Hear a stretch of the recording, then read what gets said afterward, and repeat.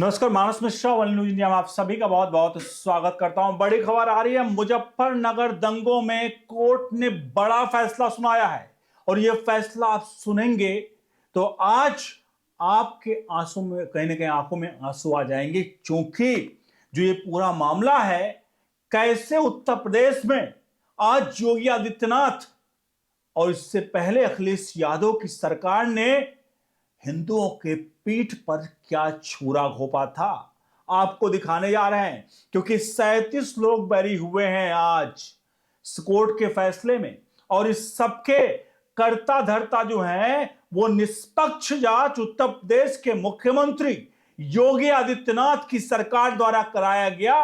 और उसके बाद जब फैसला आया तो 37 परिवारों का फैसला था, लेकिन सबसे ज्यादा इसमें जो हमें और आपको निराशा करने वाली बात थी, इन पर झूठे आरोप लगाकर सरकारों द्वारा फंसाया गया था। और आज कोर्ट का फैसला इसी तरफ इशारा कर रहा है, इस बात पर मुहर लगा रहा है, जिसमें आप 37 में से 8 लोग अब हमारे बीच नहीं हैं। 13 साल तक उन लोगों ने कोर्ट के जेल के चक्कर काटे, कभी जेल में रहे कभी कोर्ट में रहे, और अब उसमें से 8 लोग नहीं हैं, यानी उनकी मृत्यु हो चुकी है इन 13 सालों में। और हमारे उत्तर प्रदेश अगर बात करें तो उत्तर प्रदेश के मुख्यमंत्री योगी आदित्यनाथ का यह पूरा का पूरा लिया गया स्टैंड है। और आज इस पूरे प्रकरण पर अपनी राय प्रतिक्रिया जरूर दीजिएगा। और आपको क्या लगता है, योगी आदित्यनाथ का यह स्टैंड हिंदुओं के लिए और एक तरफ अखिलेश यादव का स्टैंड मुस्लिमों के लिए, जहां पर यह तक हुआ था कि मुस्लिमों को जब दंगे हुए थे तो उनको पैसे बांटे गए और हिंदुओं के साथ छुए भेदभाव हुआ, क्योंकि उस वक्त सत्ता में केंद्र में बैठी थी कांग्रेस और राज्य में बैठे थे अखिलेश यादव। पूरी खबर दिखाएंगे, अनुरोध करेंगे वीडियो के कमेंट बॉक्स में अपनी राय प्रतिक्रिया जोड़ दीजिएगा और वीडियो को लाइक शेयर किए बिना नहीं जाएगा। आप उन परिवारों के बारे में क्या सोचते हैं, जो सोचिए उन 37 परिवार जिनके बच्चे, पिता, भाई कौन थे जिनको जेल में डाला गया था, और वो सभी हिंदू थे, सभी हिंदू थे। तो चलिए बढ़ते हैं खबर की तरफ। मुजफ्फरनगर दंगे 2013 का, जिस तरह से प्रदेश को सुलगाने की कोशिश हुई, उसमें राज्य सरकार और केंद्र सरकार ने पूरा साथ दिया, क्योंकि जहां पर दंगे होते हैं वहां पर दंगे को रोका जाता है, लेकिन राज्य सरकारें और केंद्र सरकारें राजनीतिक रोटी से की। मैं जो आपको बताऊं, इसमें 13 साल बाद अब यह फैसला आया, जिस फैसले में अब उत्तर प्रदेश के जो निर्दोष थे उनको बरी कर दिया गया है। अब पूरी घटनाक्रम जरा आपको बता दें, इस घटनाक्रम में कैसे इसकी शुरुआत हुई और पूरा का पूरा मामला कैसे हुआ। साल 2013 की एक घटना है जहां मुजफ्फरनगर दंगे पूरी पश्चिमी उत्तर प्रदेश को हिला गए थे। 27 अगस्त को कवाल गांव की एक छोटी सी घटना जो आग भड़क गई। जाट परिवार की एक लड़की को छेड़ा जाता है।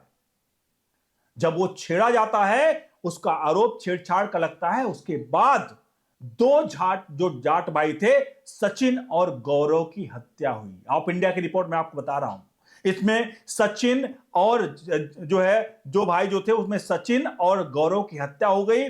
फिर बदले में मुस्लिम युवक की शहनवाज की हत्या हुई। ध्यान रखिएगा, एक लड़की से छेड़छाड़ हुई, किसी की बहन से। अगर किसी की बहन से छेड़छाड़ होगी तो उसका भाई तो जरूर उसके बारे में कम से कम खोज खबर लेने जाएगा, लेकिन उस खोज खबर लेने में उसकी हत्या हो गई, दो भाइयों को उसके। फिर तो जवाब आना ही है। एक तो बहन के साथ छेड़छाड़, ये अखिलेश यादव की सरकार थी, ऊपर से उन दो भाइयों की मौत, उसके बदले में शहनवाज नाम की एक युवक की हत्या, मतलब मुस्लिम की हत्या होती है। इसके बाद 7 सितंबर को महापंचायत होती है, जिसमें भावुक भाषण जाहिर सी बात दिए गए, क्योंकि परिवार में आप सोचिए, बेटी के साथ छेड़छाड़ करने के बाद दो भाइयों की हत्या होना, जाहिर सी बात है समाज में भावुकता तो होगी। और उसके बाद दंगा होता है। दंगे की आग में हजारों लोग इसमें कहीं ना कहीं इस आग में वो दायरे में आते हैं। और उसके बाद उसके बाद शुरू होता है राजनीतिक मतलब खेल का घिनौना षड्यंत्र, जिसमें आरोप केंद्र सरकार पर मनमोहन सिंह पर लगता है, सोनिया गांधी पर लगता है। मनमोहन सिंह और सोनिया गांधी पहुंचते हैं मुजफ्फरनगर और आरोप लगता है कि इस दंगाइयों में जो आरोप लगे हैं लोगों के द्वारा, सोशल मीडिया पर लोग करते हैं कि इसमें वो सिर्फ मुस्लिम परिवारों को सहायता राशि उनके परिवारों से मिल करके चुपचाप वापस चले जाते हैं, हिंदू परिवारों की तरफ नहीं जाते हैं। केवल एक पत्रकार हिंदू के यहां जाते हैं, बाकी किसी के यहां लोग नहीं पहुंचते हैं। और उसके बाद एक तो करेला ऊपर से नीम चढ़ा। उत्तर प्रदेश में मतलब करेला ऊपर से नीम चढ़ा इसलिए कह रहा हूं, एक तो वहां पर सोनिया मैडम के हाथ में सत्ता थी जो हिंदू दंगा नियंत्रण कानून लेकर आ रही थी कि अगर कोई भी दंगा होगा उसमें सिर्फ और सिर्फ हिंदू ही फंसेगा, मुसलमान उसमें एफआईआर नहीं दर्ज होगी। यह कानून आ रहा था और उसी 2011 की बात है। और 2011 में कानून आ रहा था, 2013 में दंगा हुआ। उस सरकार को आप क्या सोचते हैं, जब हिंदू मुस्लिम दंगे होंगे तो क्या मुस्लिमों को फंसाया जाएगा या बचाया जाएगा? इसलिए इतने बड़े पैमाने पर हिंदुओं को फंसाया गया। फंसाया इसलिए गया क्योंकि कोर्ट ने फैसला दिया, इसलिए मैं कह रहा हूं फंसाया गया। और अब उस वक्त अखिलेश यादव की सरकार थी उत्तर प्रदेश में, इसीलिए मैंने कहा ना, एक तो करेला ऊपर से नीम चढ़ा, एक तो केंद्र में सोनिया गांधी और यहां पर मुल्ला मुलायम की सरकार। उस समय मुलायम सिंह यादव भी थे जो साफ कहते थे अगर मैं हिंदुओं पर गोली चलवा रहा हूं तो मुझे गर्व लगता है। अखिलेश यादव के लोग कहते हैं, अखिलेश यादव के परिवार के लोग कहते थे हिंदुओं पर गोली चलवाने पर एक गर्व करते थे। और वो लोग चुन चुन कर हिंदुओं को फंसाया गया। ये मेरे शब्द नहीं है, कोर्ट के फैसले साफ तौर पे कहते हैं। 37 लोग को बरी किया गया है। अखिलेश बाबू, सवाल तो बनेंगे और सवाल पूछे जाएंगे, राजनीति भी होगी, लेकिन ये राजनीति इस स्तर तक आप लोगों ने 2013 में किया था कि उधर सोनिया मैडम हिंदू दंगा नियंत्रण कानून लेकर आ रही थी, जहां हिंदुओं को फंसाने के लिए एक बिल आ रहा था, कानून आ रहा था। वो तो भला हो बीजेपी का कि उस कानून को नहीं लाने दिया। और दूसरी तरफ अखिलेश बाबू मियां मुलायम एमआई समीकरण साधते साधते हिंदुओं को ही बलि का बकरा चढ़ा दिया और जाट के लोगों को जेलों में ठोस दिया।